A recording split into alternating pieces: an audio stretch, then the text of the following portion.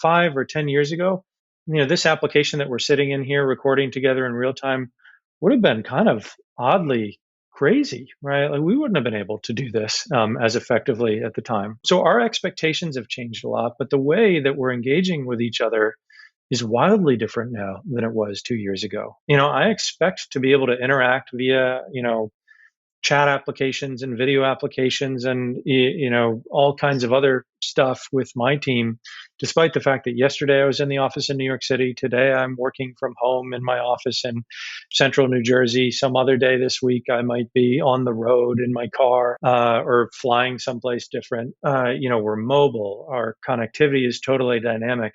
We are much more connected now than we were even 2 years ago. Good morning, good afternoon, good evening, good night, good day, good week, good month, good year, and I think that covers all of the bases. I think so too. Well, welcome, dear listener. This is That Tech Show, the show that reveals the magicians behind the magic that is everyday technology. We've got a cracking episode lined up for you today, where we welcome Kris Beevers of NS1 on the show to discuss all things internet. And more on that in a bit. But if you missed last week's announcement, then here it is again. Well, we want to do That Tech Show live, and we need to know basically if it's worth putting on. So if you live in London, or you can travel in and around the month of August. To London. To London, of course. Yes. I'm sure there's a comma in there somewhere, but, it's all in the expression, I guess. But if you're interested in attending or even participating, then we need to hear from you. So please register your interest, and I'll put a link in the description of this episode so you can just click right onto it. Or just if you're on the website, there'll be an unmistakably obnoxious yellow banner with a link on it. Just click that. And we have another announcement, right? We do? Yeah, we do. So this is episode 61. So that's over a year's worth of content that you can go and listen to. And we want to start changing things up a bit. So quite frankly, the weekly episodes are getting too much. Sam and I are knackered. We're tired. We're not getting paid. Unless, of course, you want to drop us a shekel on buymeacoffee.com/thattechshow. That again is buymeacoffee.com/thattechshow. We've had a few coffees. That's quite nice. So we are really doing these episodes for free. And so we will be releasing less frequently to just take the pressure off a bit so we can have a breather. And we can also focus on bringing you better quality content and giving the episodes that we're putting out the attention they deserve with adequate promotion. Fancy that, actually promoting That Tech Show. And also we won't be killing ourselves by trying to get an episode out every week, because honestly, it really takes a huge amount of effort on the part of me, on the part of Sam, more Sam than me, if I'm honest, and obviously our man that hides in the background, editing everything else together, Simon. And obviously the listener as well. Let's not forget that every week it's must be pretty tricky for a listener to be like, another episode coming out. We want to give you the chance to digest and really think about what we've spoken about and apply that. I don't know. I think it might help. Yeah, we know these episodes are quite intense, right? Because there's a lot of content. We talk about people's lives. We talk about people's careers. We talk about a lot of tech. Asking you to listen and tune in for over an hour of conversation each week is a lot to ask. We're all busy these days. And, for all those who are interested in being a guest, well, quite frankly, we need to know you're going to bring the goods. Okay. We've done as much as we can internally to bring the best quality show possible. But going forward, we're unfortunately going to only be accepting guests that have recording equipment. And by that, we mean decent microphones. So that you, dear listener, aren't straining to listen to the guest's AirPods audio. Unless, of course, they have sufficient gravitas for us to stomach that. Either way, I think it's only fair to bring a better quality show after all. So I think I'm excited about this decision going forward. I'm excited to have more of a life and less tears and and we can keep a friendship intact potentially. Potentially, I'll think about that one. It's so I think I'm excited to actually start, like I say, like Kris said, actually giving the episode a bit more breathing room and highlighting some of the really interesting, 30-second chats that we have on throughout the show for those that don't want to listen to it and just want a juicy insight. So with that out of the way, Kris Beevers of NS1. Yes, Kris is on the show this week, and we get into, of course, what NS1 is. And if you know what NS1 is. You shouldn't know, as Kris gets to in this episode. But if you know, you know. We speak about the history of the internet and how NS1 came to be, the problems that the internet had that NS1 tries to solve, cat pictures, leadership, and how Kris developed his leadership skills, the future of NS1, and how to build a great experience. Because if you don't know what NS1 is, I can guarantee you've probably used it at some point during the day. So that's how big this is. That's what I mean. If you know, you know. If you know, you know. It's huge. So find out how the internet works and tune into this great chat with Kris. So let's get into it.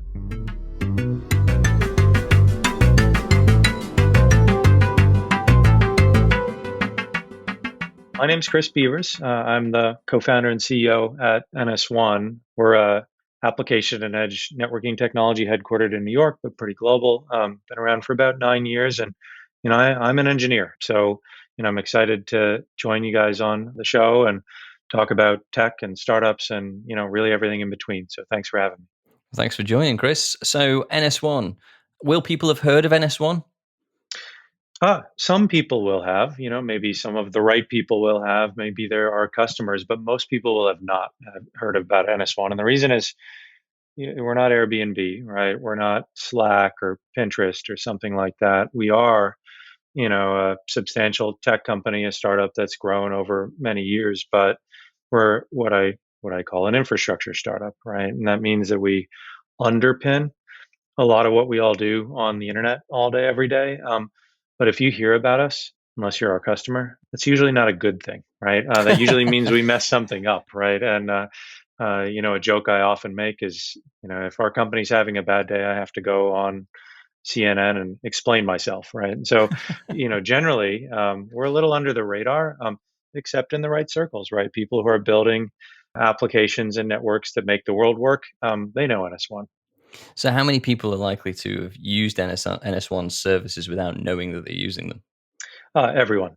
If you're on the internet, you almost certainly have interacted with NS1 services, depending on what time it is for you, probably dozens to hundreds of times today. And the reason is that a substantial chunk of the internet starts with NS1, right? And I usually will say something like, nobody knows you want to go to LinkedIn until you type linkedin.com to your browser and press enter.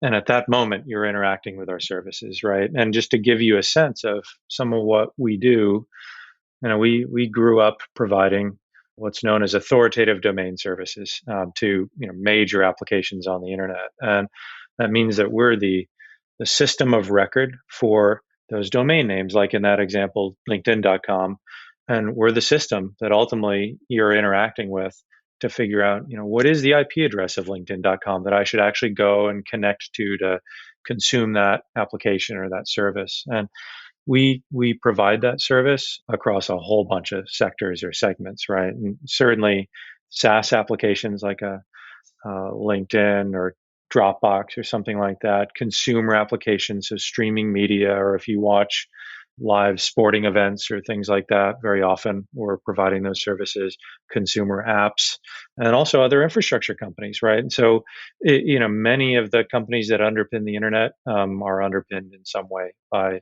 NS1. So, we are lucky at this stage in our business and life cycle to be quite pervasive on the internet. And again, relatively unknown, and that's a good thing.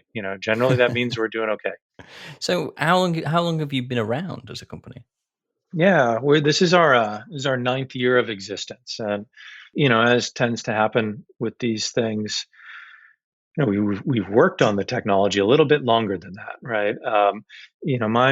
My background prior to this business is what I usually call broader internet infrastructure, and I grew up in New York as a professional, building everything from what I call space power transit, right? Physical infrastructure, to on demand bare metal servers, right? To early public cloud and network services like content delivery and DNS services and the like. And I mean, that breadth of exposure and the time frame for me was the 2000s or so was a very interesting learning experience, right? Solving all those problems at a time when the internet was becoming, really prevalent and taking off, and everybody was beginning to make these applications or websites or whatever it is part of their daily lives and have expectations of them in terms of performance and reliability and so on. And that's what led us to NS1.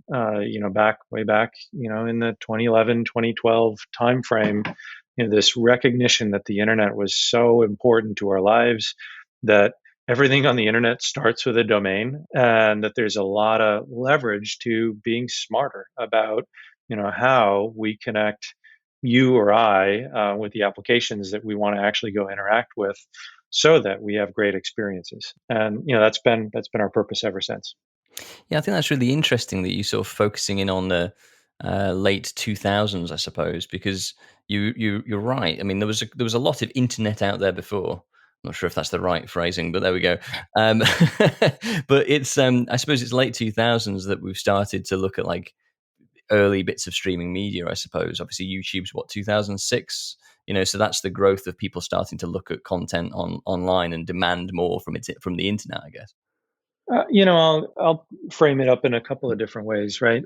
One is, if you hearken back to that time frame, we had this term Web 2.0 emerging, right? And that sort of represents the interactivity of the web, the orientation toward applications on the web, as opposed to, I'd call it, static content, say. And that's when this notion of the experience of the user really became important. You're interacting with each other through applications or with applications and content, as opposed to purely consuming, right? And so that's sort of the framing in which the genesis, at least, of our business, or the realization that there was a need for technology like this, came forth. And I'll give you a personal anecdote. I in my last company lived in Singapore for about 4 years. And when I first landed in Singapore, which is sometime in the around early 2008 or so, we were early in this Web 2.0 transition. And my experience as a user of internet applications in Singapore when I first got there was not great. Right, Google was fast, Facebook was pretty fast. Most of the rest of the internet physically resided in Ashburn, Virginia, in the East Coast of the United States, right, on servers in big data centers. And what you can't beat is physics, right? You can't beat the speed of light. And so when you're in Singapore and you want to read a restaurant review on Yelp or something like that, right, and that content or the pictures of the menu or whatever live halfway around the world, you're paying a penalty, right? Like, your experience interacting with that content is not great. It's going to cost you about 300 milliseconds every single time that you want to interact with something. And sometime in that time frame, 2010 or so, all of these businesses began to realize our audiences are global, right? We care about users in Singapore or in Europe or in Africa or South America, or these markets that are a little bit distant from the physical infrastructure on which our content and our code and our data reside. And we need to solve that problem in order to meet the expectations of what I call an increasingly impatient audience. We today, we don't put up with connected applications that aren't giving us good experiences. What do we do? Like, if you're shopping online and a picture of a shirt takes too long to load, you move on. You're not going to buy it, right?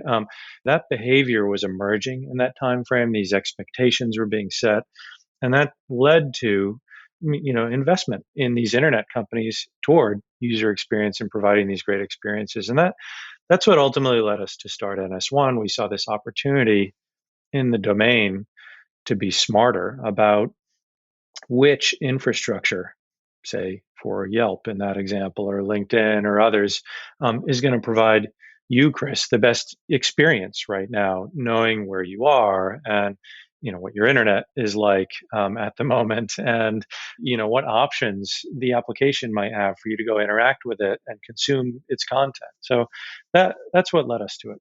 Do you mean you saying that this wouldn't have happened if you hadn't gone to work in Singapore? Well, it's almost certainly, right? And I love the meandering effects of life events and how those ripple effects persist forevermore. And let me go back even further for you. I occasionally I will go and speak to students, either at my prior university or something like that, and talk about the path a little bit. And one thing that always, I find interesting about my own path, and I see it in others, is the choices or the connections you make quite early in your life reverberate, right? And I'll give you an example.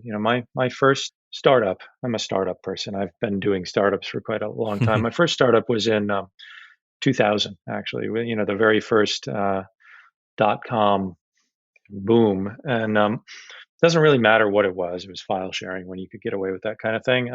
But Just gloss over that bit. yeah, let's just gloss over that one, right?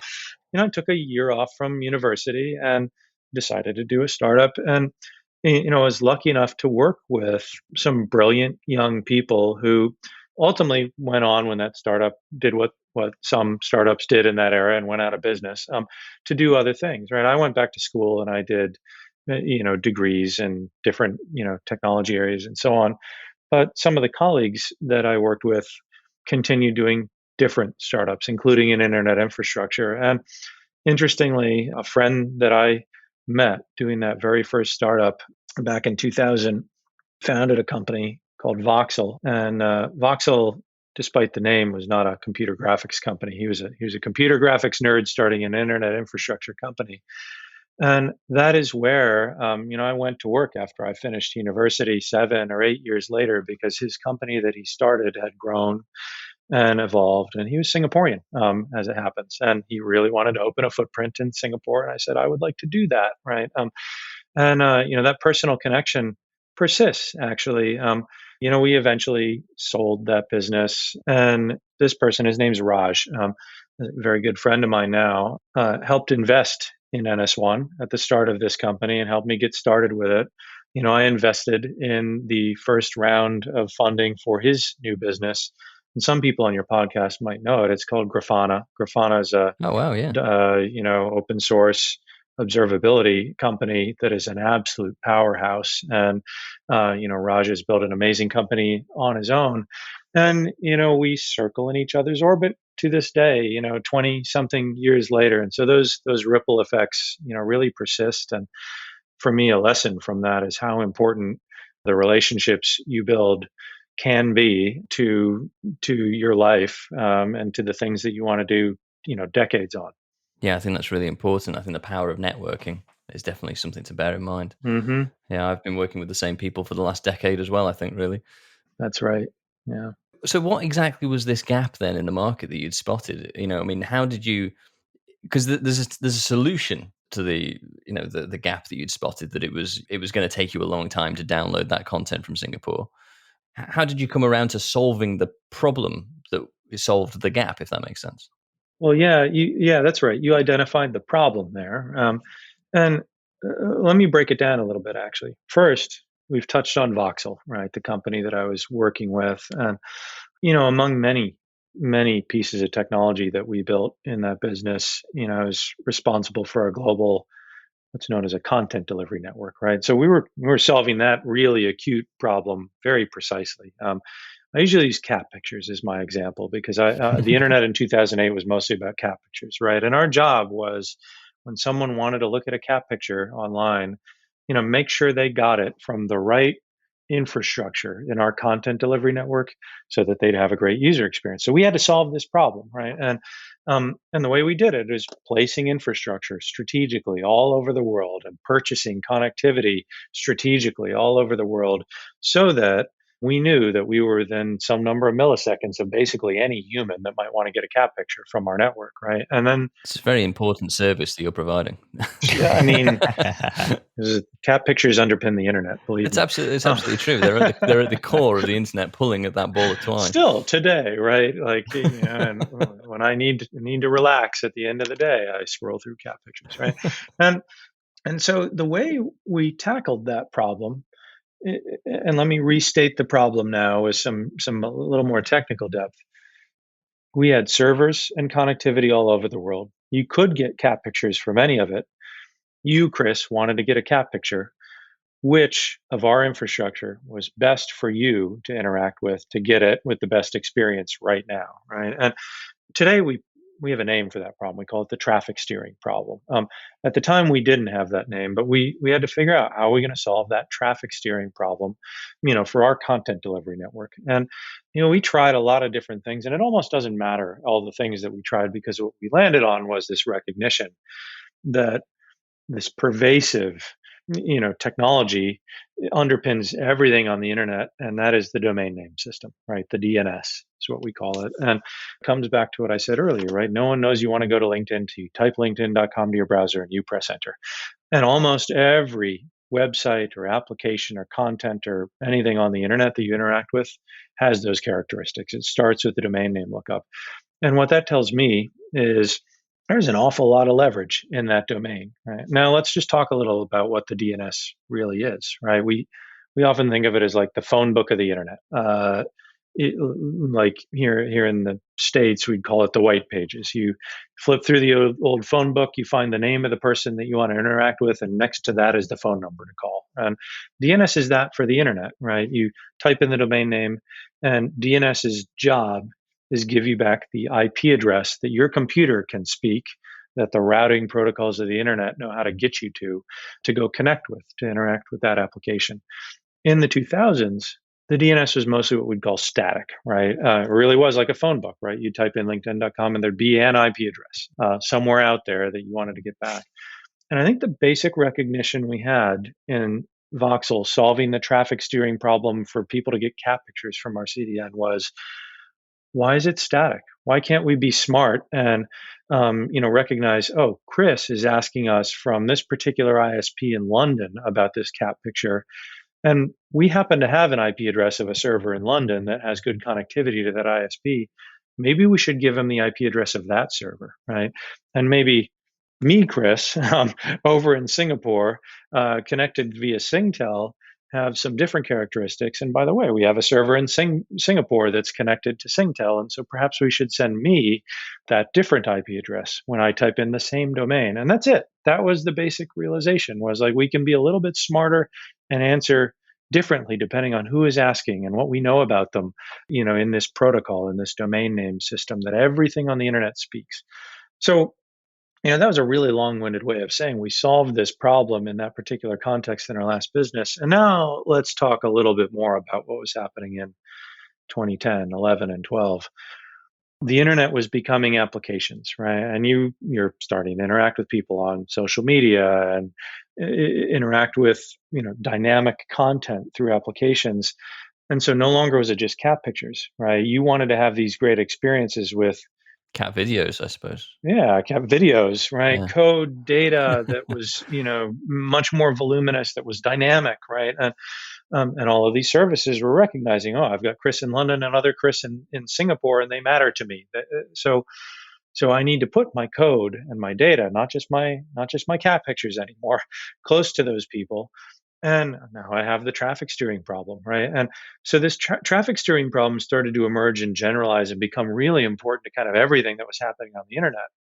So that was sort of the next condition that led us to this. And then the third and final question, as a startup person, I always think about the market and the competitive landscape, right? So how else were these emerging applications and companies on the internet going to solve this problem, right? Like what other technology was available to them? And domains and the DNS have been around a long time. So how were they connecting users via their domains with the right IP addresses in 2010? And was the approach that they were using going to generalize to, be intelligent and solve this traffic steering problem? When we looked at the competitive landscape, there were companies in what we called the managed DNS space, right? And managed DNS space, really all that means is there are companies who you can go to and pay, to give them the IP addresses of your domains, give them, other details about your domains, so that reliably and fast, you can type those domains into your browser and they get back the IP address. And that's a service provided by these managed DNS companies. So that was the space we really zeroed in on. And when we looked at it, what we found were networking companies. And what I mean by that, I don't mean that too pejoratively, but there were companies who really were focused on delivering the DNS service, as it always has been, reliably and fast over their own networks. But they weren't really software companies, right? They weren't really thinking about how do we inject some smarts here? How do we do something a little bit different with this opportunity of the domain name lookup? And just back through all that really quickly, we had been solving these problems for our own purposes, cat pictures, right? We recognized that suddenly everybody was all having these problems for their applications, their SaaS companies, whatever it was. And then finally, we recognized that the way that they were trying to solve these problems today was not very smart, and there was an opportunity to do something different and better and differentiated, right? And that's what led to NS1 ultimately. Like, we decided to start a company, attack this managed DNS space by being different in our software and being smart about how we're responding and directing users to solve the traffic steering problem, and that's worked. So why do you think that the competitors at the time weren't actually, why were they treating it as a utility, I suppose? Why were they not trying to push it forward and evolve it? I think this is a very straightforward answer, actually, Chris, and it's as simple as it had always been that way, right? These are companies who But we're only talking 20 years, right? well, let's see. So in 2012 or so, these companies had existed mostly, I'm generalizing, but mostly about 10 to 15 years, right? And they were what I call like the first cohort in this managed DNS space, right? And they stepped in when the needs were very different, right? Web 1.0, right? And there's one server that can serve this piece of content to the user in Virginia. And so, they focused in building their businesses on, reliably delivering the domain, and delivering, the IP address to you quickly, wherever you are in the world, but not on intelligence, because there was no need for intelligence at the time. And so I think, what happened is the needs of their customers evolved over time. And as happens with companies when they're at scale and making money and providing service and so on, they were a little slow to recognize this change. And in part, it was a DNA thing, right? They had networking DNA. Their DNA was, we are here to deliver this established service and protocol reliably and fast, not we're here to change the way it works, right? Or we're here to change the purpose of this thing. And so we were lucky to have some sort of fresh eyes, I think, when, the existing players hadn't necessarily recognized that the needs in their market had changed. Does that make sense? Absolutely. So, I mean, you've got, well, it's probably end of 2012. You've got this idea. You're going to start the company. How do you actually get the company started? What's the tactic for trying to get this thing off the ground? I don't think there's any other way to start a company other than just starting it, right? And there's no like, the light bulb has gone off and I know exactly what I'm going to do and how I'm going to fundraise and who's going to buy it and all this stuff.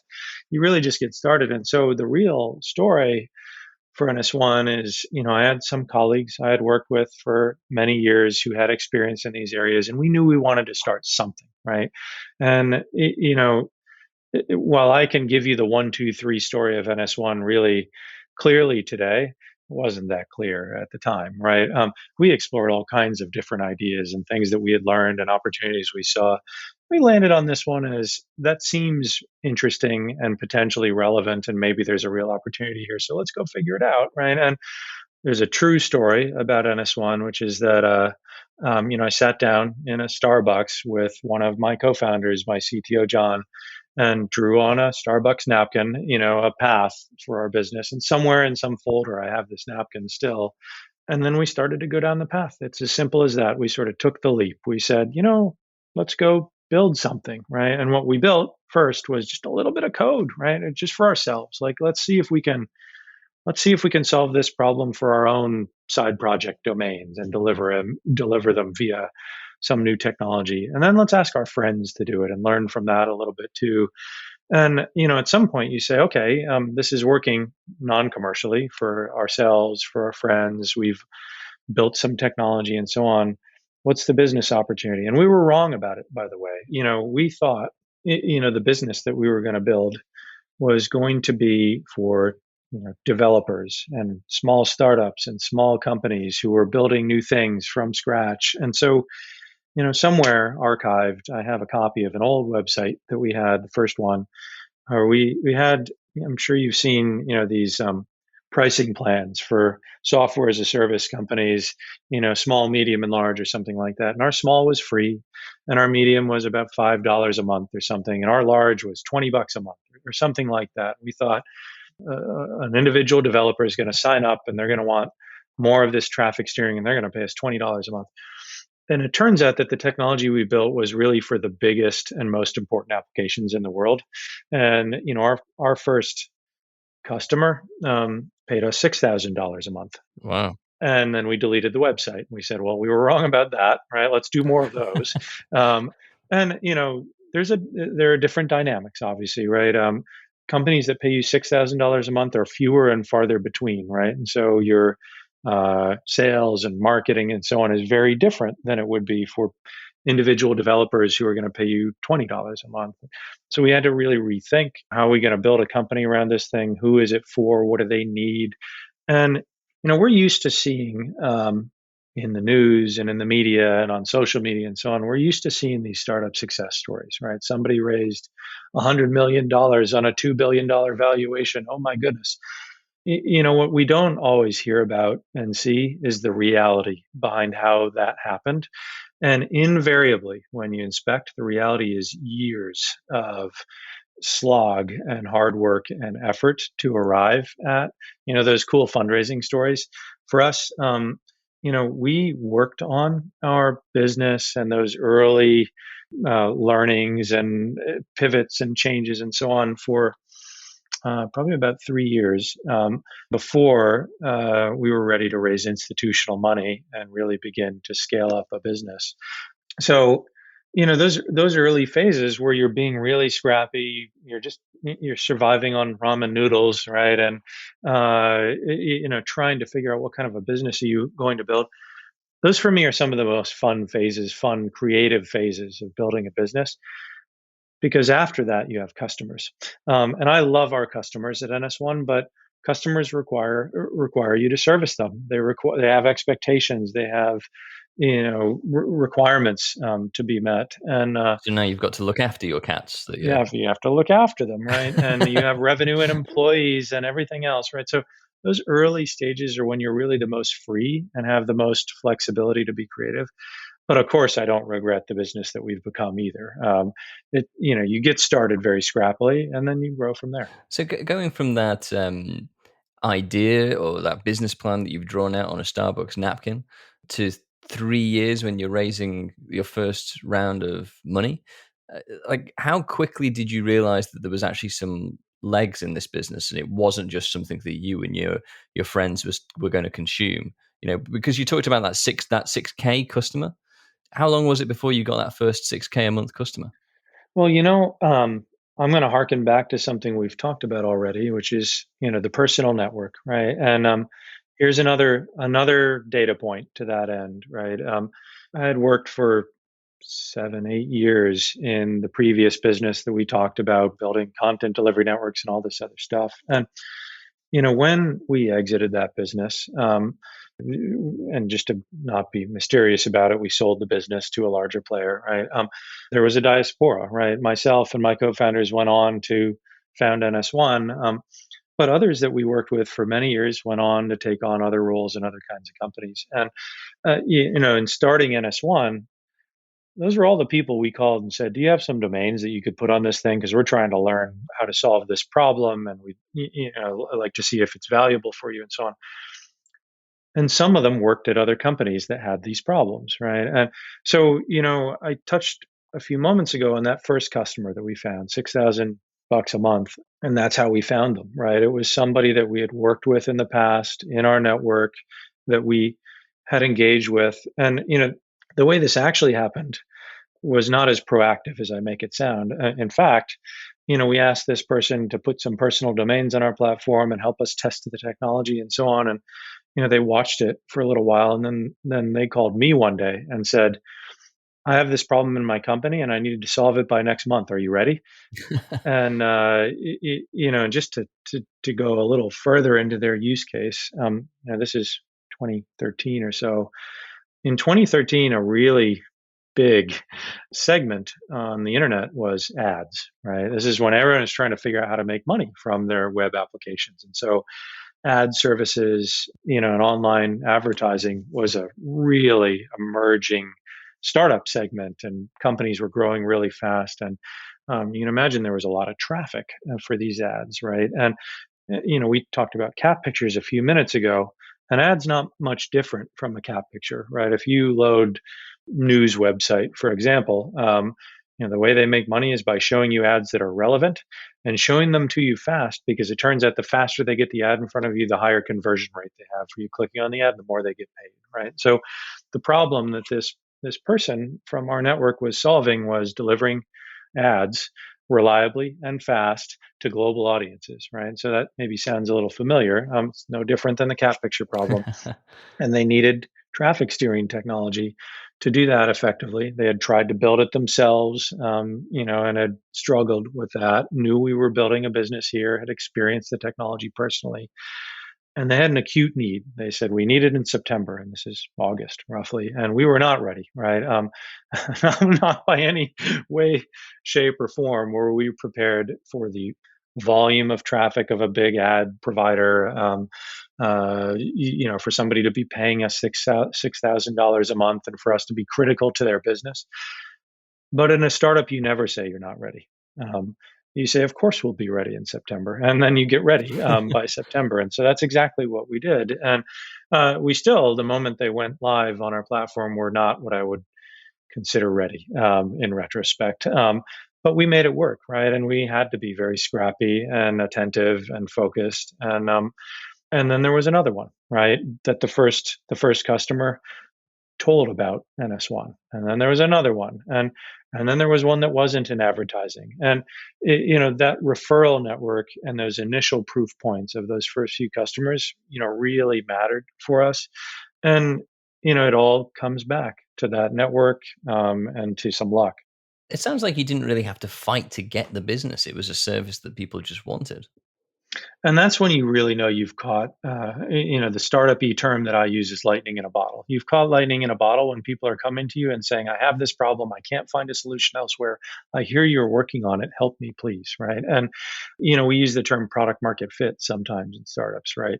That's when at least you have found problem market fit, right? Like people have a problem who are in the market. You're trying to solve that problem, and they're demanding your solution.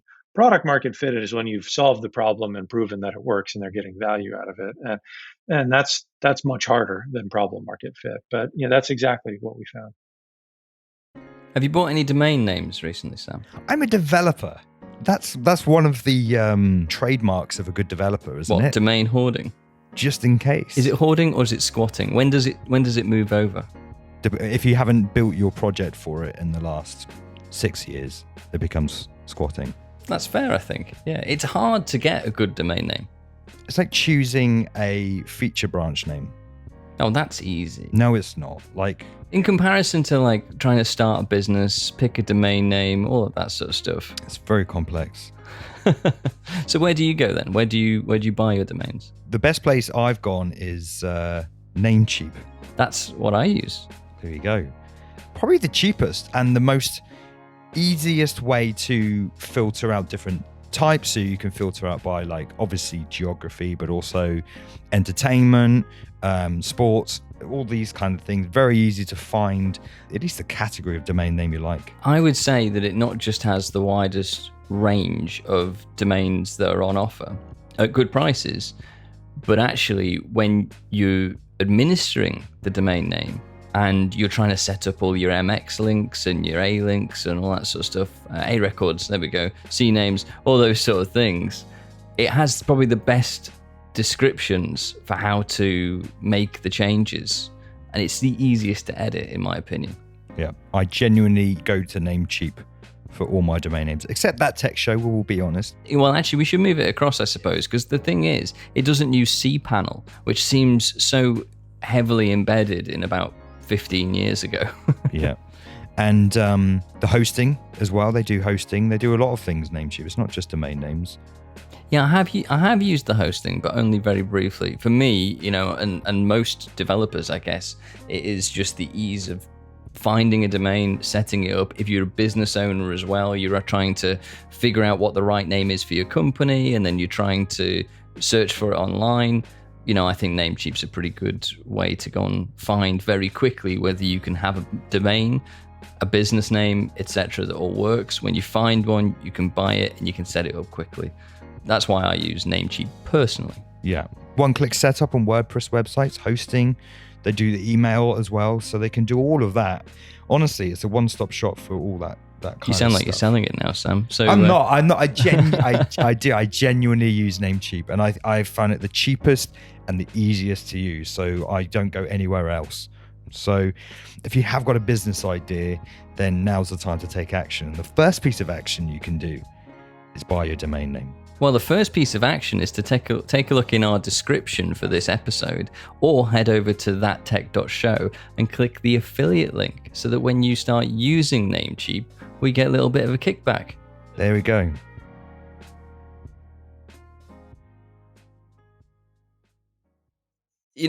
Obviously you've got this huge product backlog that you're trying to fulfill. You've got this huge customer demands that you're trying to fulfill. Where is the challenge from scaling in terms of, is it, people versus the hardware? I mean, are you having to go and buy up infrastructure to deliver the service you're providing? Mm-hmm. Yeah, we do. We do operate a large global network and physical infrastructure, just because of the characteristics of our particular product. Right, we have footprints all over the world. They're physical footprints, and fairly complicated sort of network infrastructure around them and connectivity and so on, because we need to be able to interact with you in London on your ISP, in 15 milliseconds or less from anywhere in the world. And so early in our business, that was a constraint. But I would say at the end of the day, businesses fundamentally are constraint management problems. Your biggest constraint to growing the business, scaling as a company at any given time is something different, right? People are always at the heart of it, right? Are you investing appropriately? Do you have the right people for the constraints that you're relaxing now or solving for now? And, early in a business, early in a startup, I should say, the kind of people you need are very different from the kind of people in a much larger business that must be predictable and scaled and, operate like a machine. So a big constraint in our life cycle has been transitioning through those different phases of a business and the kind of the team that you need to have. That's interesting. So is that sort of a planned transition through the team, or is that just something that happens naturally? It's coming, but there's no such thing as planning how your team is really going to evolve over time, and being able to be deliberate about it, because people are people, right? People are dynamic themselves, right? And have goals and career paths and things that they're seeking to achieve and things that are interesting to them and not, and so on. And so, notionally that when you are a 200 person business, the kinds of people you need are going to be different than when you're a 15 person business. Notionally, that, but it's always a dynamic exercise from the moment that you have a multi-body problem in your organization. Like the moment you're not the only person engaged in the business, you begin to have this dynamic of what is the right thing for the people in the organization right now with respect to the needs of the organization, the goals of the individuals, our business goals. And it's always a living in motion question of, how are we going to continue to adapt the team in service of all of those different, dimensions. How big are you now? We're a couple hundred people today. So that's about what it is, right? And we've, very gradually gone from 3 people. I have 2 co-founders and myself, to 5, to 10, 15, 20. And then we've had fits and starts and explosions in growth and slight contractions and so on. And that's pretty normal in a startup over time, right? As your conditions change. Were any of those numbers sort of hard to break out of at any point? Did you get to because you often hear with startups that you get to 10 and it's really difficult to get over 10, and then you get to 30 and it's really difficult to get over 30, and then the same happens with 100.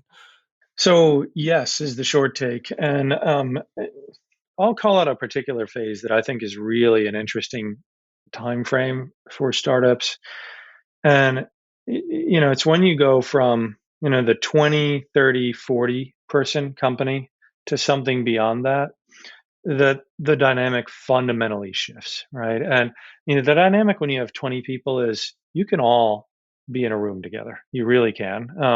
And there's this notion of knowledge transfer through osmosis. There's not much process in the organization because you're so tightly coupled and connected with everybody just organically. And as you get toward like that 50 number, that can't happen anymore. There's simply too much happening in the business and too many people in motion and engaging with each other to keep track of everything that's going on. And that's when you start to introduce processes and structure and so on. And it begins to feel like a different kind of company, right? It's no longer an entirely scrappy early stage startup where every day you're figuring out what's next and very dynamically adapting. You're starting to grow up, and that's when it really changes. And I'll tell you the other big one for me as a founder, somewhere around 120 or 130 people in your organization is when I suppose it depends on who you are as an individual and how your mind works, but at least for me, that's where I could no longer remember everybody's name. And that's a really interesting inflection point in a business too, where you no longer feel like it's this totally personal dynamic with everybody anymore, but it's an organization, it's a structure. People have roles, but you're not always interacting with people purely as humans. That's really interesting. I mean, also after 9 years or so, there's not many organizations, I think, that still have the sort of founder acting as the CEO as well. That tends to be rare in some cases. Yeah, and that happens in a few different ways, right? So one is sometimes the business just goes away, right? And actually, most of the time, that's what happens by 9 years. Very few businesses survive that long. Either they have a successful exit of some kind, or they more often than not don't work. And then, if they do continue to survive for that long, more often than not, you're right, in service of changing the business somehow or growing up or whatever it is, you're hiring an outside CEO to change something. And I feel this one all the time, CEOs just get tired, right? It is a hard, grueling job. And I think the obvious analogy is sort of you're running a marathon at the pace of a sprint, and I've been doing that now for over 9 years because we started before we incorporated the company, right? And people get tired. That's a natural thing to happen. My follow up to that, then, I guess, is you've been a serial startup person, and obviously you've worked with a lot of enterprise level organizations, but I'm guessing you probably didn't have much in the sense of like enterprise level leadership experience. So is that something that as NS1 has grown up, you have had to try and acquire? Is it something you've been under pressure with the board that you've presumably got around NS1 now? Yes, I mean absolutely right. And I think the implication of the fact that I am still here after 9 years is you can sort of read into that I've had to invest a lot personally in changing, right? An executive, I suppose you'd say, or a founder, a person, right? Because the business needs different things from its CEO at different times, right? And one way to do that is go hire somebody, but another is for you to learn and grow, right? And I would say, that's predominantly my experience at NS1 is one of constant, learning and growth and adaptation. And I'm lucky.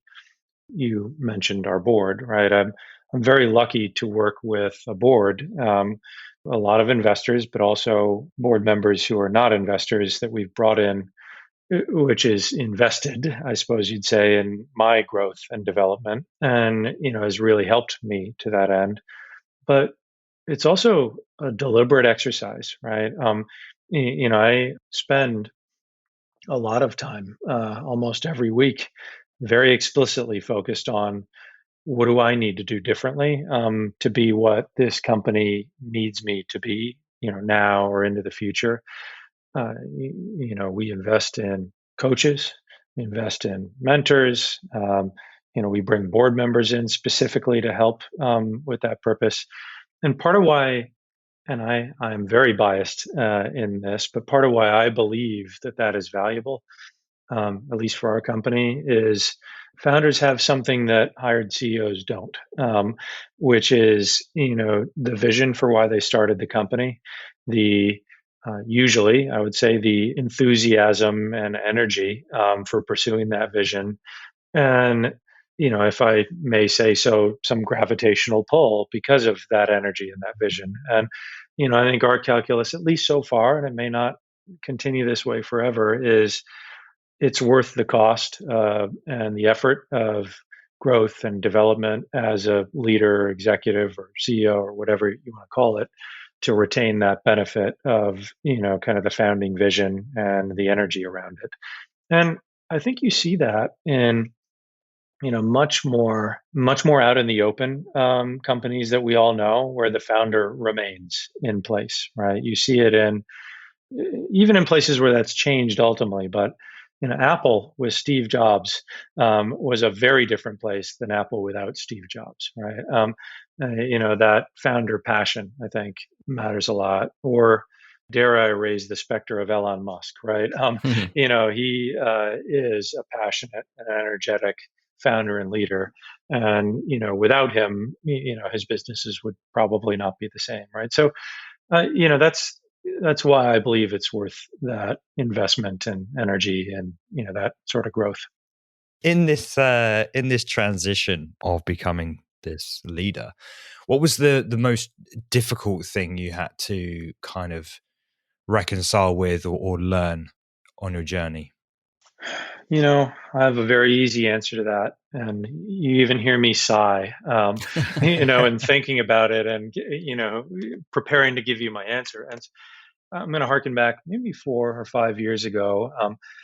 I was working with a coach on, developing and learning and becoming a better leader. What this particular coach did that was very helpful to me is he went and he spoke with a bunch of people around me and around our business, right? Employees in the company or other executives in the organization, that I work closely with, or with our board, or even with close friends or my wife, right? And he built a picture.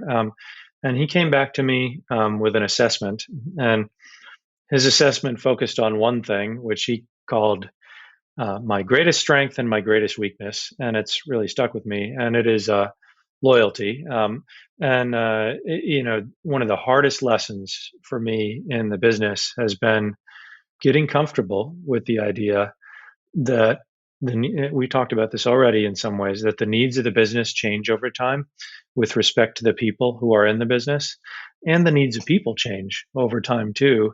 And sometimes you're doing a disservice to people that you really care about by trying your darndest to retain them in the business and help them, remain in their roles in the business, and not, making harder decisions.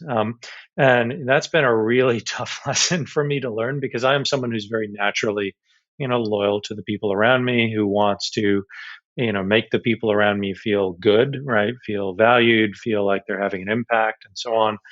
And sometimes the simple reality is the best thing for the people you care about and the best thing for the business is to part ways, right? And that's a really tough lesson for me, and remains one of the hardest parts of my job for me.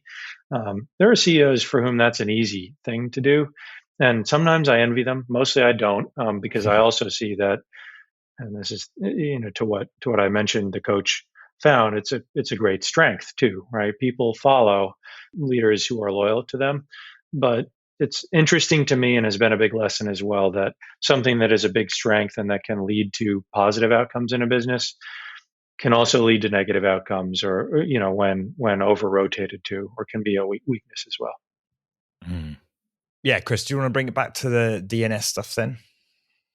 Yeah, so I'm curious about obviously, you've got to this huge scale. You've gone through all of these leadership challenges. You've got this huge backlog that we talked about. We touched on that earlier. So, what is the future for NS1 and for maybe just DNS and networking on the internet in general? Because we talked about, NS1 starting at the verge of 2.0. There's been a lot of talk about 3.0 recently. Does that mean the internet's going to be changing again? Maybe, and perhaps what happened to my competitors could happen to me.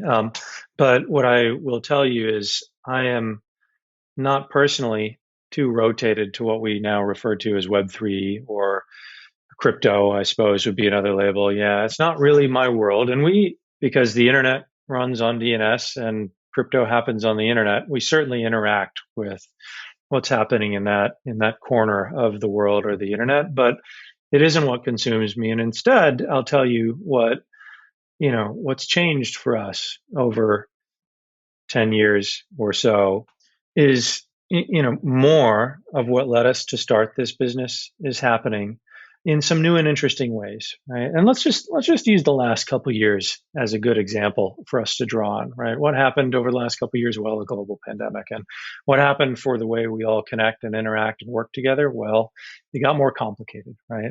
Here we all are on, different sides of the ocean, recording together in roughly real time, mostly, with a few hiccups here and there, right?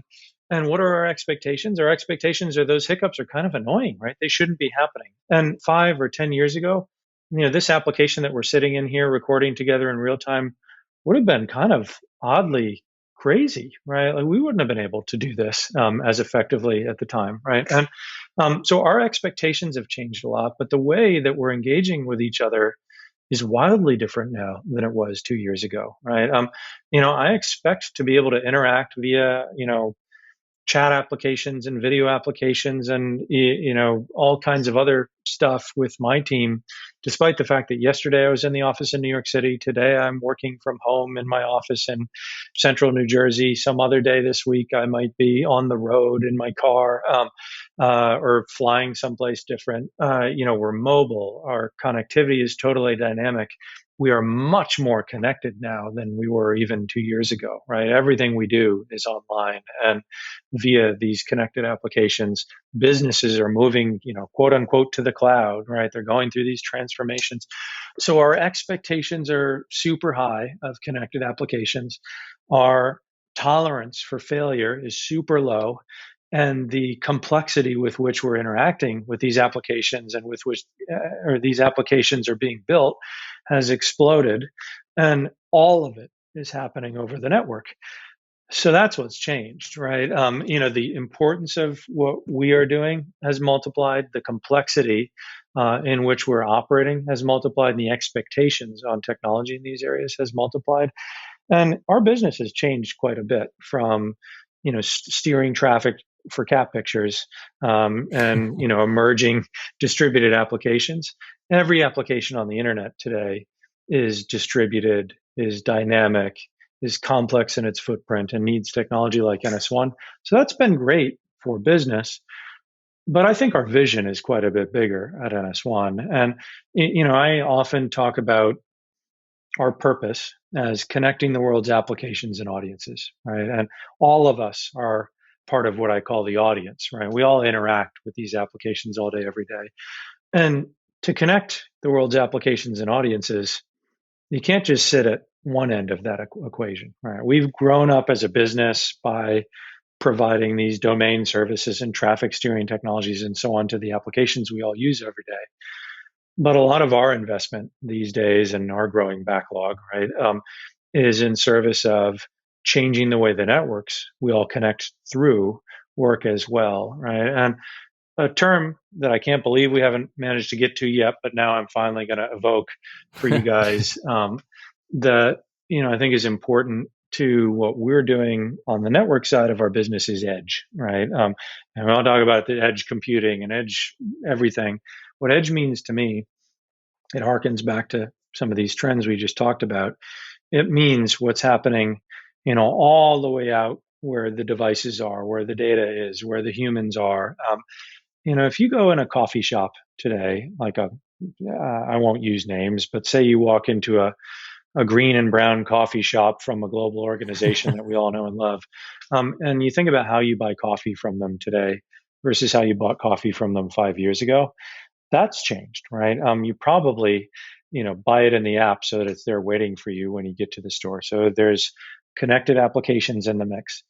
What's changed as well is when you walk into that store, there are 20 or 30 or 40 connected systems that make up the experience that you're going to have, right? There's certainly the point of sale, but there's sensors, there's, IoT, there are retail analytics systems, there's local inventory systems, and all these things, they have to talk to each other to give you the experience of, interacting with that organization the way you've gotten used to. And, the way those kinds of organizations used to work is, they might have a point of sale and it might reconcile with some big, huge data center in Seattle a few times a day. The way they work today is all those connected systems and devices and so on, they need to continue to work, even if they have poor connectivity back to the mothership. And that's what edge means to me, right? In that store is the edge. The edge needs to be connected. And that connection needs to continue to work, even in the face of, kind of local network failures or connectivity failures up to the internet, in order to continue to provide you the experience that you've come to expect from that organization. And that's a nice example, but we see these same trends in how things get manufactured today, in industrial applications, in the way we get energy, in any sort of retail environment or hospitality environment, in healthcare, and on and on and on. The connectedness and the explosion of connected systems and devices and so on is just enormous. So a lot of our investment today is in software and technologies to provide that kind of connectedness, that go in that retail environment or coffee shop or something like that, so that all those systems can continue to interoperate and work. And then the big picture for us, and where I get genuinely excited, is, well, what is the purpose of the network in that coffee shop? You're going to go in there and you're going to log into the Wi-Fi, and what are you going to do? You're going to look at cat pictures, right? Are you going to watch movies? Are you going to interact with restaurant reviews or whatever it is? All the stuff that we do all day, every day, and have for a long time. And what's exciting for me about what we're working on and where we see the world heading in general is interconnectedness of all of this stuff, right? When we are providing software and intelligence that's helping you get connected to the Wi-Fi or interact, with the world in that coffee shop, or for those systems to interact with stuff up in the cloud and so on. And when we're providing the steering and the connectivity and the security and so on for the applications that we all use every day, well, then you can kind of converge all of that stuff. Can we make sure that you're going to have a great experience in that coffee shop, when you're looking at cat pictures, because we provide your connectivity in the coffee shop and we provide the cat pictures, and we can move that intelligence and smarts and security and so on to you at the edge, right? So that's what we see really happening today. And a lot of the investment, not just at NS1, but from all the big infrastructure companies on the internet, is about that.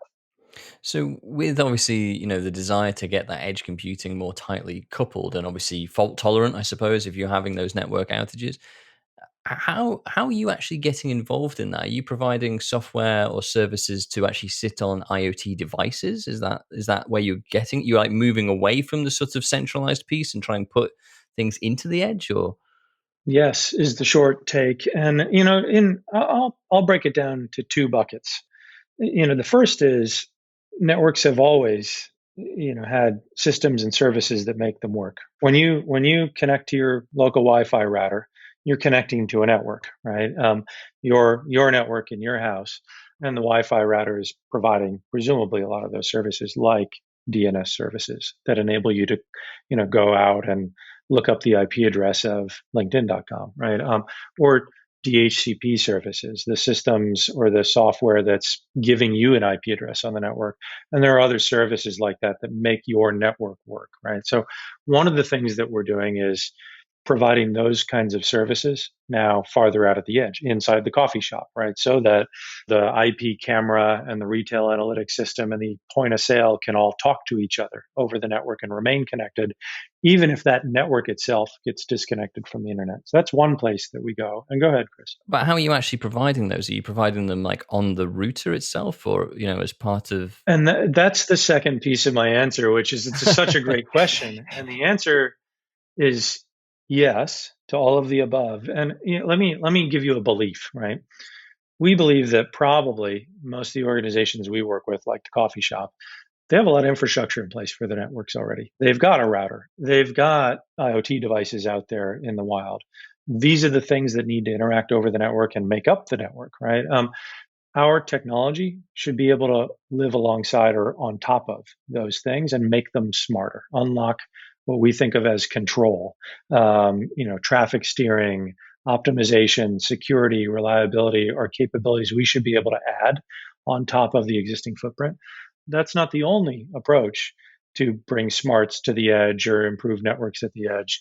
Other approaches are try and move it all to the cloud, right? And so there are companies out there who have big, huge edge networks of their own, and they say, hey, move all your connectivity to our network, as opposed to making your network smarter.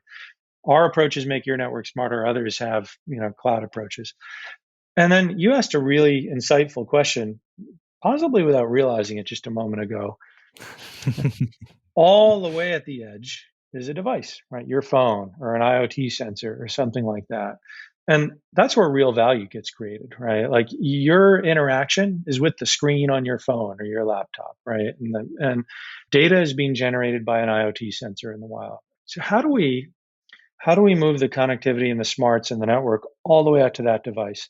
And that we are doing that, right? Like we are working with folks you would never think of, people who produce chips, for example, to figure out how to move the network, the smarts, the data and intelligence we have about the applications that those devices with those chips ultimately need to go interact with, all the way out and embedding it even in the chip, so that the network and the way we connect and the smarts of how we connect is pervasive all the way to the computing system that we're using at the bottom of it all. And this stuff is out there, right? Like this is kind of the galaxy brain type thinking that, at least I like to indulge in, but that we're really working on, and paints a picture for how the world is going to be in the next 5 or 10 years, right? What good is a phone anymore that isn't connected with the applications we all use every day? The purpose of our devices is to help us connect and interact with the wider world in these connected systems. And so we're moving a lot of the smarts of how that works today on the internet all the way out to you, so that, not to go all the way back to cat pictures, but so that, the smarts of how you're getting to those cat pictures, those applications, or moving your data up to the cloud or whatever it is that you're doing from those devices is happening all the way at the device, securely and reliably and fast. I think it's good to keep working on the cat picture callback. I think it's working well. But I think the underpinning of it all. Absolutely. But going all the way onto the chipset, I think is fascinating, because I remember back to, there was one of the iPhones, was it the 4 or the 4S? I think, in fact, maybe it was the 4 and they came out with the 4S to solve the problem, but had a real problem with the network connectivity where you couldn't move between, say, 2 zones within a Wi-Fi network without it sort of failing completely. By what you're saying with getting into the chipset, it's probably almost down to that in terms of the routing, is it? Well, I think that's such a great example because it takes it at this question or this trend from a very different angle, right? Like imagine if you had a phone today, or you couldn't actually be mobile because every time you move between towers, right, you'd have to reset the connectivity of thing. That's what I'd call, very low level connectivity. And we've come to expect that. That works, right? And now what's happening is we're moving what I call up the stack on these phones, right? Like we're going to expect in 5 or 10 years that our phones or our sensors or our laptops or whatever are going to be smart in how they connect to the applications that make up our experience all day, every day, not just to the internet, right? But the way we chat with people on Slack or download cat pictures or go to LinkedIn or watch movies on Netflix or whatever it is, smarts and intelligence and security and resiliency with respect to those things we do all day, every day is going to be built into our devices. And that's what we're working on. That makes a lot of sense. I mean, from someone who does have a number of IoT devices in their house and also a mesh network and things like that, these things are great theories that are working theories at the moment. But for me, they don't ever work 100% of the time. So it makes sense that would be the next direction, I guess. That's the goal. Yeah, that's the goal. That's right. Subject to the laws of physics,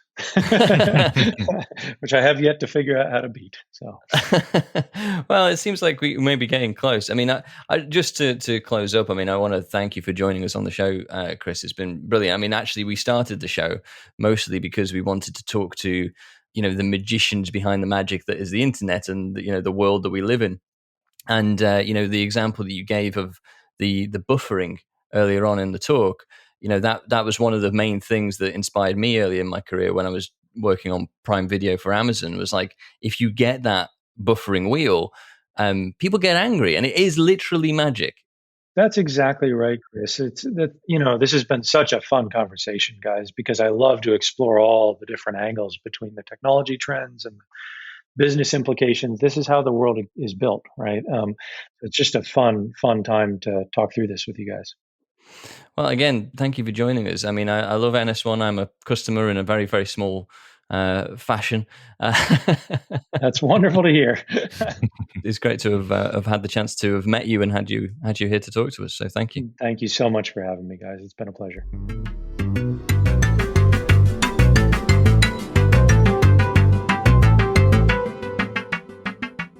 So it seems that Kris deeply understands the problems that NS1 is trying to solve. Cat pictures. And it was a privilege to speak to him. So next episode is Double Trouble from two founders of an intuitive gaming platform. See how I haven't mentioned who it is? Yes, you haven't. It's exciting. Suspense. Who is it? I'm not telling you. Oh, okay. You have to tune When do in. I find out? You never find out. Oh. You never will. I've been in the other dimensions. You'll never find out. Oh, I see. It's getting a bit Stranger Things here, isn't it? Right. All that's left to say is drop us a shekel. Yeah, absolutely. So leave us a review. We're getting some reviews on Apple Podcasts now, which is nice. So please head over there and do the same again. Thanks. As many as you can. Yeah, thank you for tuning in. Thank you for saying that you like the show. Thank you for writing in saying you like the show. Thank you for the likes on various platforms and things. So keep up with that nonsense and head over to thattech.show for all things thattech.show related. And we'll try and make that site a little bit exciting soon as well, I guess. And register interest in That Tech Show Live. Yeah, click on the obnoxious yellow banner. Do it. All right. See you next time.